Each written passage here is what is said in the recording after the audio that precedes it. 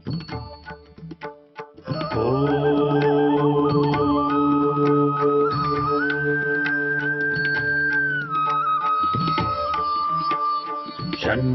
मित्रः शं वरुणः शन्नो भवत्वर्यमा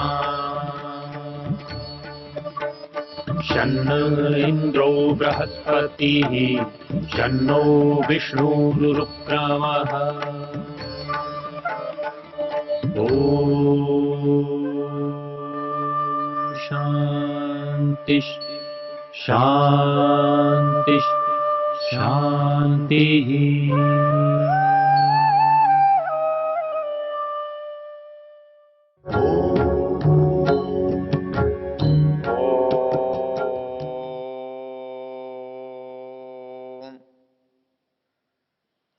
वेद से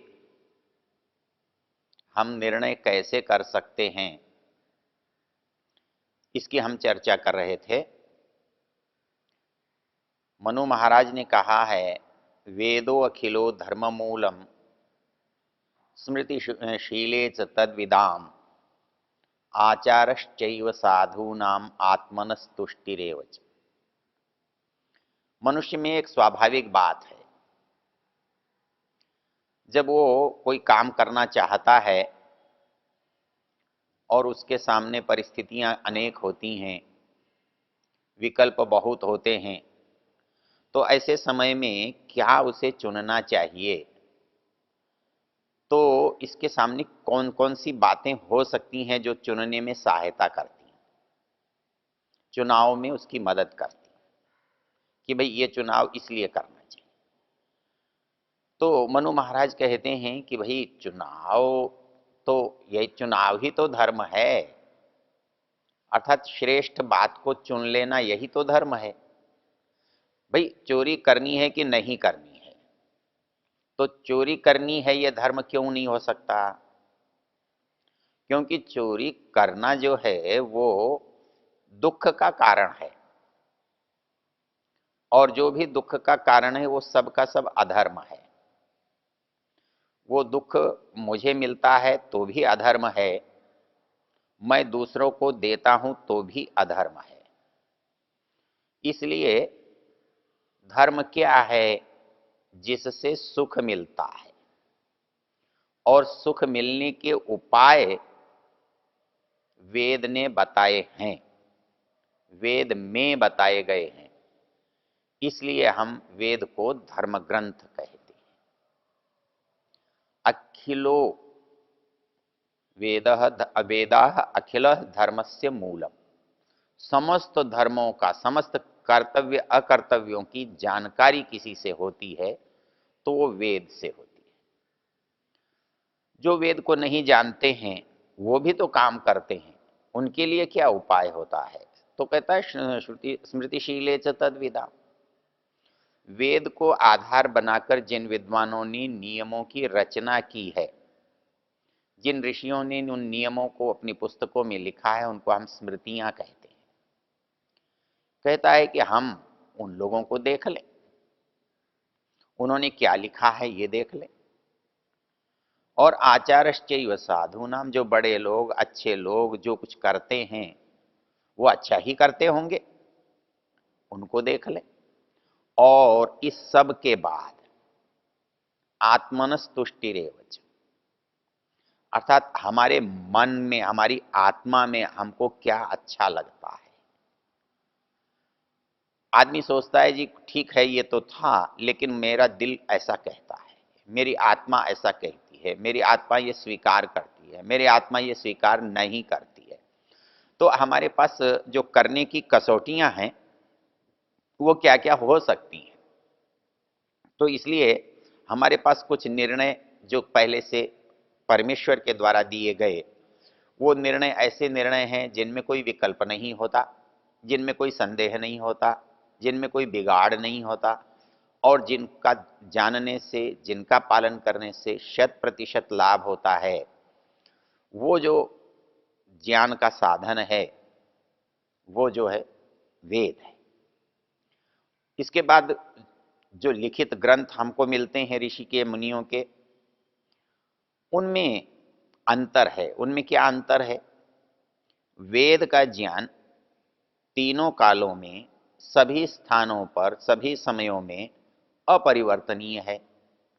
अर्थात उसके सिद्धांत ऐसे हैं, कोई भी व्यक्ति कहीं भी कभी भी पालन करे, उससे कभी कोई हानि नहीं होती।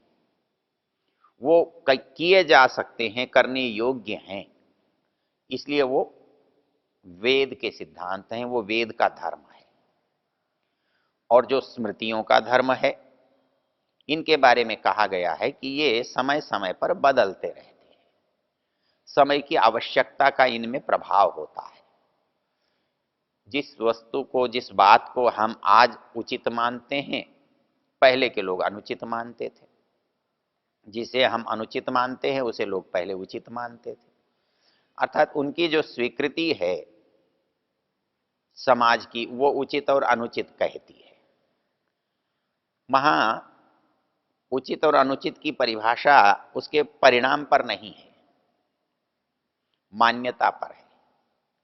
अर्थात समाज क्या उचित मानता है, समाज में क्या अनुचित माना गया है, ये जहां पर वर्णन है वो हमारा स्मृतियों का ग्रंथ है। और बाकी जहां हमको कुछ संदेह हो तो सज्जन लोग क्या करते हैं, सज्जनों को करते हुए देखकर वो भी हमारे लिए प्रमाण होते हैं।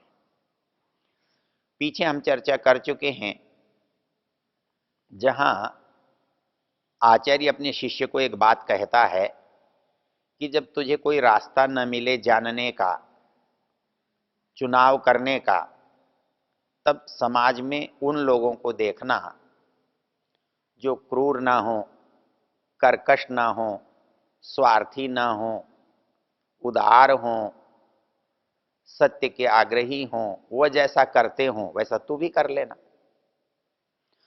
और वो भी जब हमारे सामने न हो तो फिर हमारा मन, हमारी आत्मा, हमारी बुद्धि क्या स्वीकार करती है, उसको देख लेना। उसी बात को इस श्लोक में कहा गया। वेदो अखिलो धर्म मूलम स्मृतिशीले च तद्विदाम आचारश्चैव साधूनाम आत्मनस्तुष्टिरेव च। इसी बात को मनु महाराज एक और तरह से भी कहते हैं। वो जब वहां कहा है कि धर्म का लक्षण क्या होता है, धर्म का बहुत लक्षण प्रसिद्ध मनु का है, लेकिन वो कई स्थानों पर कई प्रकार का है। इससे मिलता जुलता एक लक्षण है, वेदः स्मृति सदाचारः स्वस्य च प्रियमात्मनः एतच्चतुर्विधं प्राहु साक्षात धर्मस्य लक्षणम। धर्म का लक्षण जो वेद कहता है वो है, जो स्मृतियां कहती हैं वो है, जो समाज के बड़े कहते हैं वो है, जो विद्वान धर्मात्मा सज्जन कहते हैं वो है, और जो आत्मा कहता है वो है। तो इनसे निर्णय करने के लिए हमको अभ्यास कराया जाता है, इसलिए हमको वेद से जोड़ा है। वेद के महत्व को बताते हुए मनु महाराज कहते हैं कि वेदाभ्यास तपोज्ञानम इंद्रियाणाम च संयमः धर्मक्रिया आत्मचिंता च निःश्रेयसकरम परम। हमारे संसार में हमें रहते हुए हमें दो सुविधाएं चाहिए, दो तरह का सुख चाहिए। एक सुख चाहिए इस जीवन को हम सहज और आनंद से बिता सकें, लेकिन वो साधनों से हो जाता है। लेकिन ये साधन हमको यहाँ से यात्रा जब हमारी चले, यहाँ से जब हमारा प्रस्थान हो, तब भी हम संतुष्ट होकर जाएं। हमने जो यहाँ किया है उस पर हमें कोई पश्चाताप न हो, उसका हमें खेद न हो, उसके प्रति हमारे मन में कोई ग्लानि न हो। ऐसा काम कैसे होगा? क्योंकि हम तत्काल का लाभ तो कैसे भी करके ले सकते हैं, क्योंकि संपत्ति का अर्जन चोरों के पास, डाकुओं के पास, तस्करों के पास, बेईमानों के पास बहुत होता है। और उनके बड़े बड़े भवन हो सकते हैं, वाहन हो सकते हैं, साधन हो सकते हैं, मकान, दुकान, खेत खलिहान हो सकते हैं। उनको देखकर आपको ऐसा लग सकता है कि ये संसार में बड़े ऊंचे लोग हैं, बड़े संपन्न लोग हैं। लेकिन यदि इसके साथ हमारे काम के प्रति संतुष्टि न हो, उसमें पश्चाताप या ग्लानि या दुख या लज्जा का भाव कहीं उत्पन्न होता हो, तो वो जो जानकारी है वो पूरी नहीं है, अधूरी है, अनुचित है, अर्थात वो हमारा किया हुआ पूरा नहीं है। तो वो पूरा कैसे हो, इसके लिए हमारे शास्त्रकारों ने दो बातें लिखी हैं। एक ये लिखा है कि जो वर्तमान है ये अच्छा हो और यहां से जाने पर भी भविष्य भी अच्छा हो। तो जो हमारा संसार से जाने का भविष्य है उसे निश्रेयस कहते हैं। जो संसार में पाने का है उसे हम अभ्युदय कहते हैं। हमारी जो सांसारिक समृद्धि है, हमारी जो साधन संपन्नता है, ये कहलाता है अभ्युदय। अर्थात हमारे पास जो साधन हैं ये खूब हों, अच्छे हों, पर्याप्त हों, हमको सुविधा देने वाले हों। लेकिन हमारा संसार तो बहुत अच्छा हो, लेकिन उसके किए की हमको संतुष्टि न हो, हमको प्रसन्नता न हो, परिणाम में आनंद की प्राप्ति न हो, तो वो हमारा सुख अधूरा है, दुख से युक्त है। इसलिए हमारे ऋषियों ने कहा कि हमें यहाँ वो सुख लेना है जो हमें यहाँ तो सुखी करता ही हो, लेकिन हमें बाहर भी सुख देता। वो कैसे हो सकता है? उसके लिए वो कहते हैं कि आप वेद से जुड़े रहेंगे, वेद का अभ्यास करते रहेंगे, तो आप जागरूक रहेंगे, सतर्क रहेंगे, सावधान रहेंगे। ऐसी स्थिति में आपसे भूल होने की संभावना नहीं रहेगी। इसके लिए और साधन क्या क्या हो सकते हैं? कहते हैं वेद का अभ्यास करता है मनुष्य, तप करता है, ज्ञान को निरंतर बढ़ाता रहता है, उन पर आचरण करके धर्म का पालन करता है और अपनी आत्मा की निरंतर उन्नति करता है।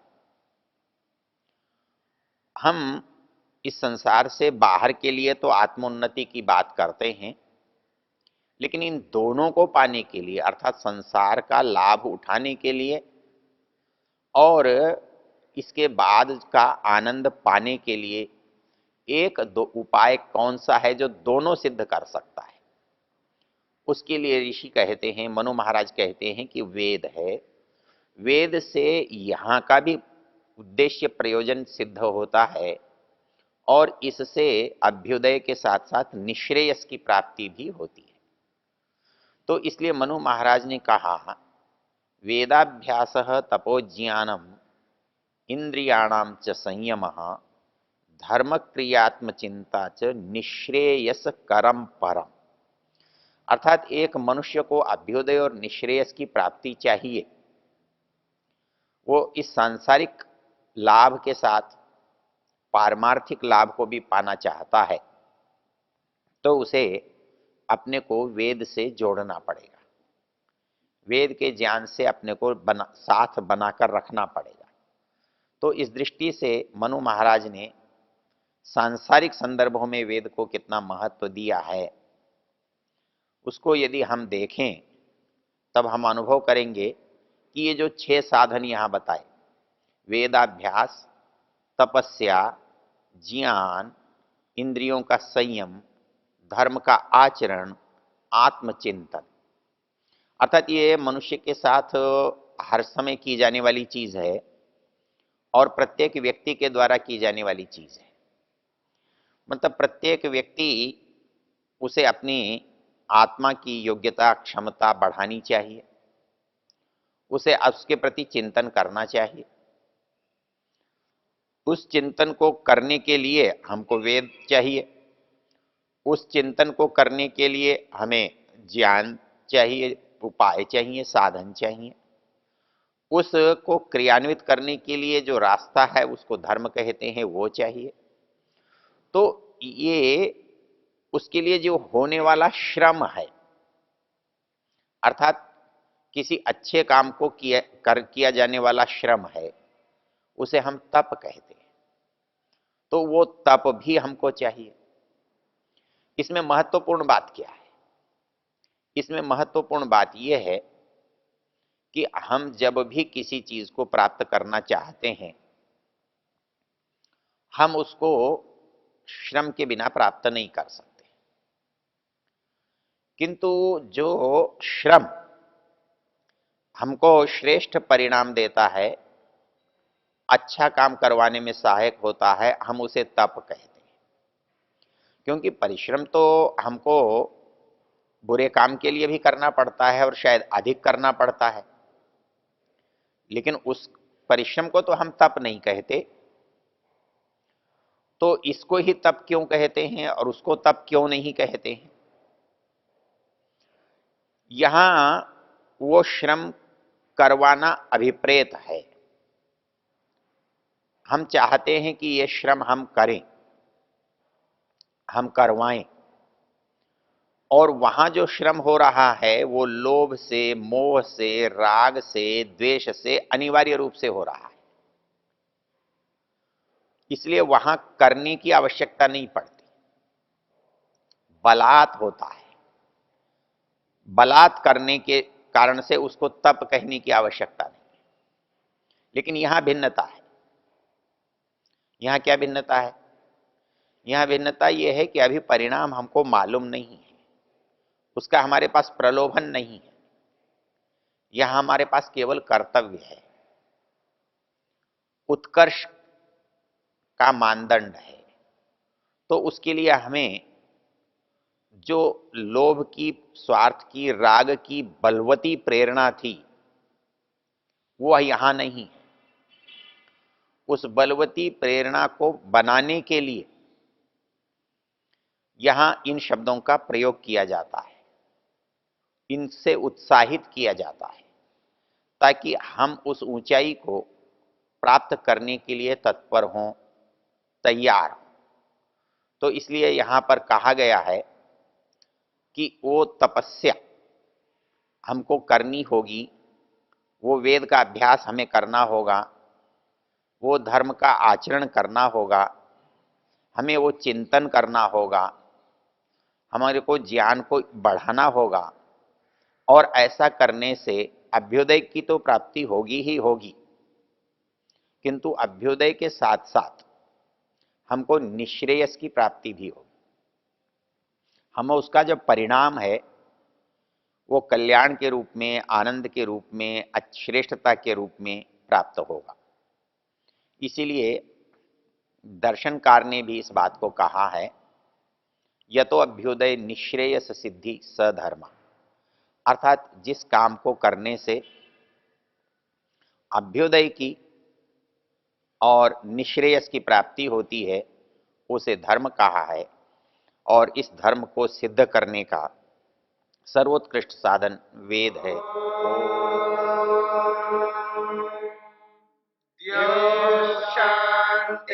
शांतिरंतरिक्षं शांतिर्पृथिवी शांतिरापः शांतिरोषधयः शांतिः वनस्पतयः शांतिर्विश्वे देवा शांतिर्ब्रह्म शांति सर्वं शांति शांतिरेव शांति क्षमा शांतिरेधि। ओम